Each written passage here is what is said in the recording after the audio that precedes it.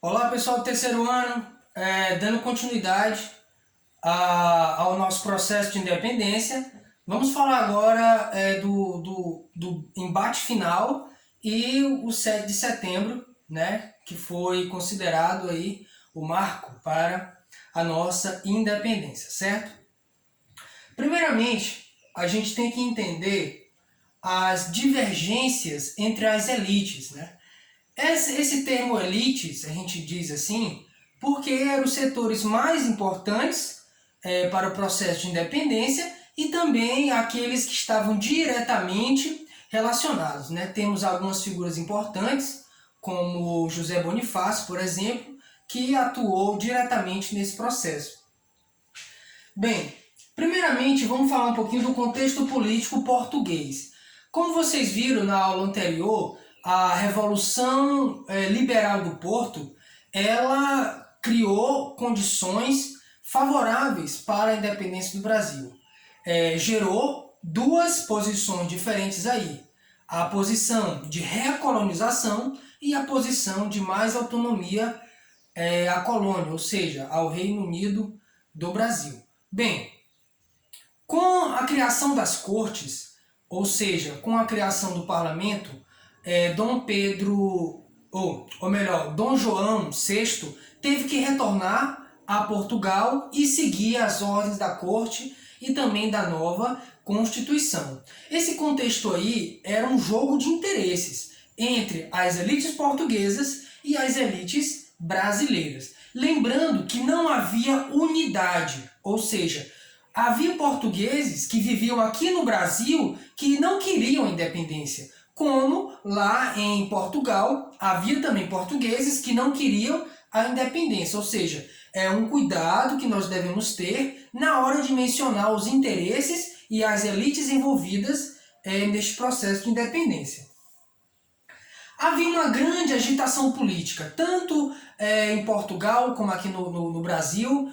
Havia uma grande agitação política. As cortes queriam controlar o Brasil, enquanto aqui no Brasil, alguns membros da elite queriam a permanência de Dom Pedro como príncipe regente e, consequentemente, a independência. Surgiu dois grupos distintos, o Partido Brasileiro e o Partido Português. O Partido Português não era bem um partido, era mais um grupo unido que tinha as suas reivindicações. Já o Partido Brasileiro era inteiramente um partido, já com membros, com uma organização nos moldes representativos. Vamos falar agora um pouquinho do Partido Português. Quem fazia parte do Partido Português e quais seus interesses? Bem, comerciantes portugueses, burocratas, alto escalão do exército. Quem eram os comerciantes? Os comerciantes eram os membros desse setor aí que ficaram desfavorecidos com a abertura dos portos, ou seja, eles perderam altos lucros com a abertura dos portos porque perderam seus privilégios. Os burocratas, ou seja, eram membros do governo, eram funcionários do governo que queriam a permanência de seus privilégios e tinham medo, tinham pavor, no caso de independência, perderem os seus empregos. E o alto escalão do exército, ou seja, a tradicional força militar portuguesa se via uma sinuca de bico. Se aderisse à revolução ou não e a perda de seus privilégios. Bem, em geral, eles queriam as medidas recolonizadoras, ou seja, diminuir a categoria do Brasil de reino para colônia novamente e efetuar novamente o pacto colonial. Essas medidas recolonizadoras aqui eram desejos de quem? Do Partido Português. Vamos falar agora do Partido Brasileiro, que era o outro grupo que estava envolvido com a independência e que tinha seus interesses. Bem, na maioria deles eram os grandes proprietários de terra, né, os grandes fazendeiros, os grandes produtores, comerciantes, né, os comerciantes favorecidos com a abertura dos portos de 1908, burocratas, ou seja, novos funcionários, né, os funcionários que vieram a partir de 1908, E por último, advogados, mas não só advogados, né? Podemos dizer profissionais liberais, médicos, engenheiros e por aí se vai. O que eles queriam?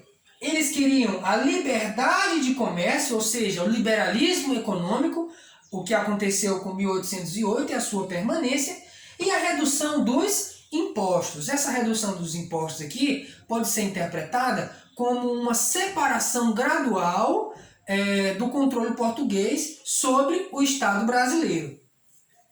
A maioria do pessoal aqui do Partido Brasileiro eram favorecidos com as mudanças ocorridas a partir de 1908. Eles temiam perder os seus privilégios, eles temiam perder a nova configuração no qual estava o Estado brasileiro. Eles viviam bem, eles estavam enriquecidos, a economia estava nas suas mãos, então eles tinham medo de perder o controle novamente para a metrópole portuguesa. Vamos falar agora da independência do Brasil. Bem, como já vimos, havia um confronto de interesses entre as elites brasileiras e também as elites portuguesas. As cortes portuguesas, ou seja, o parlamento português, dava ordens diretas ao príncipe regente, pedindo para ele voltar a Portugal e continuar com as medidas recolonizadoras. Bem, a elite brasileira criou uma petição conhecida como a Petição do Fico, né? Vou até sublinhar aqui para vocês, a Petição do Fico, onde pegaram membros da sociedade, membros importantes, mais de 8.000 assinaturas, pedindo a permanência de Dom Pedro no Brasil e o compromisso de independência. Bem, pegando essa petição do Fico, Dom Pedro fica no Brasil e rejeita as ordens diretas da corte. A corte queria que Dom Pedro voltasse a Portugal e de lá houvesse um comando, ou seja, havia um comando específico das cortes para controlar a política brasileira. Ele rejeita essas ideias, ele rejeita esses decretos vindos da corte e se alia à elite brasileira em torno do partido, ou melhor, em torno do Partido Brasileiro.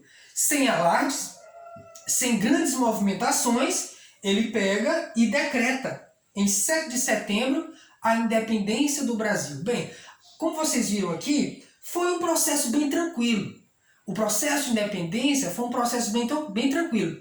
Dom Pedro ele se aliou às elites brasileiras e abraçou esse projeto de independência, rejeitando as ideias vindas da corte, rejeitando as ideias de recolonização. A princípio, não houve confronto, só posteriormente, no ano seguinte, que houve confronto aqui no Piauí, com a Batalha do Genipapo e também lá na Bahia. Houve um confrontozinho entre as tropas brasileiras e as tropas portuguesas. Mas isso é assunto para outra aula. Fiquem atentos. É isso aí. Valeu, galera!